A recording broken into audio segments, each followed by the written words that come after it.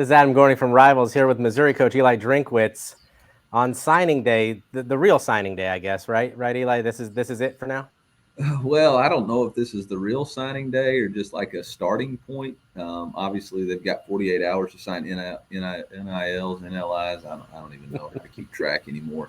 Right. But then you got the transfer portal and all the different things that occur with that from an enrollment standpoint. And then obviously you have the next signing period, which is the first Wednesday in February. So the thing that I'm just reminding our staff and our recruiting staff and everybody is today's just really a start where you can finalize the pieces that have been committed to you for a while, but you're still working on continuing to bring people in because it's as you can see throughout the day, it is not over yet. Yeah, now that you're well established there and kind of get a better feel, every coach really, for the transfer portal, that this is really just one piece now of a recruiting year-long calendar. How do you kind of envision personally using that in the program to enhance whatever you might need later?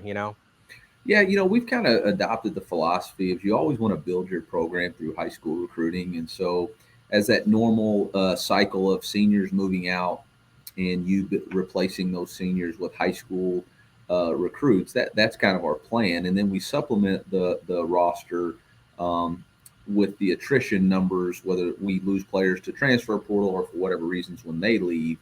We'll utilize the transfer portal to kind of replace them. You still have to have balance within your roster, meaning you can't have too many seniors or too many juniors. You have to have it spread out through your classes.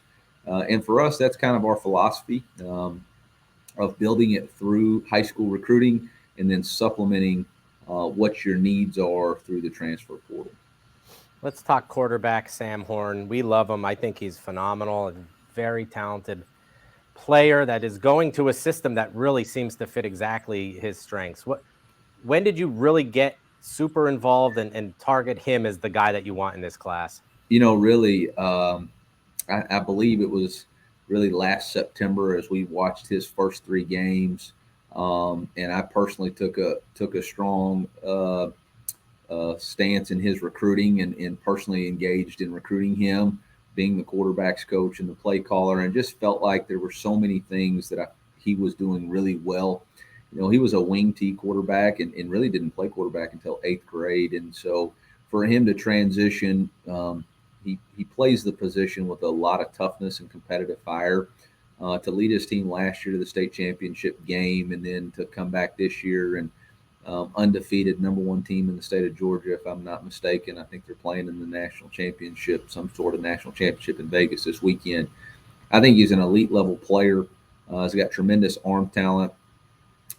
His great uncle, Claire Houston, actually played football here at Missouri and is in the Missouri Football Hall of Fame as both a football player and baseball player and ran track here. So there's a unique family tie that makes him a special fit for the University of Missouri. Everyone obviously is going to want to talk about Luther Burden, and so do I. He is the number one receiver in the class. When he committed, you shot your shot. That was definitely a viral video that we all liked very much and followed. It was great to see. How special can he be? How much do you want to really utilize his abilities on the field? I think you don't want to put undue expectations on young men. I think for us, just being able to recruit the number one player at their position and get them to come to Missouri in and of itself was a big win for us. Just being able to prove that this is a place that people can come to and choose to come. Obviously, he's got a unique skill set and talent. Had over 1,000 yards receiving, returned 8 punts for touchdown, had 4 of them returned called back. So the guy is unbelievably explosive with the ball in his hands. He makes it look easy and effortless as he plays the game. So, he's got the ability to be a contributor. Obviously, he's going to have to come in and work. I think the thing I'm most excited about him is that he's an early enrollee, and so he'll get the chance this spring to come in and really prove his chops and show us what he can do really early. He had that press conference. When did you know? Did you know when he put the hat on? Did you know earlier? Because it seemed like to the end he was really making it pretty mysterious. You never know until they commit. Yeah. You just never know. I felt like we had done a really good job putting our best foot forward. But I didn't like the fact that another school had the last official visit, and that's always very difficult to overcome. And so, you just weren't quite sure. When he picked us, though, it was a relief. And then crud this morning, his dad couldn't find the papers, and I had a whole new set of alarm. I lost at least half of my head of hair. Worried about that. Somebody said, "Why are you paranoid?" I said, "They pay me to be paranoid." But he's all good now. He's a Tiger, and man, it's big time for us. Last thing, and I think Missouri in particular needs to keep local kids home, needs to win St. Louis, needs to in-state, even across the river into East St. Louis, crucially important. And then you backed it up this year, going and getting a ton of guys, Isaac Thompson, we could go down the list, Marquise Gracie, a lot of guys. How much of just a focus is that for you to make sure that continues? You have to start where you have built-in advantages in recruiting, and I think anytime you can convince somebody to play at home and give them those advantages, that's the best that you can do. Obviously, Marquise Graciel, Armand Membo, Makai Miller, Tristan Wilson, like we said, Isaac Thompson, Jamarian Wayne's a freak athlete, Luther Burden, Jalen Marshall.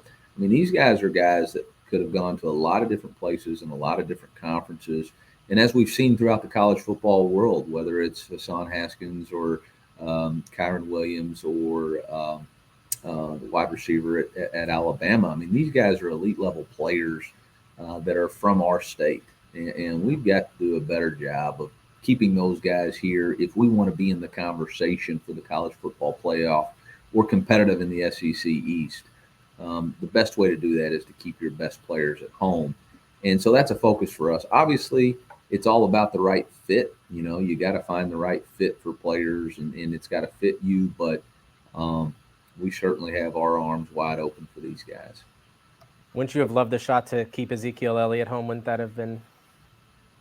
That would have been nice, huh? His parents went to Mizzou, so yeah, right.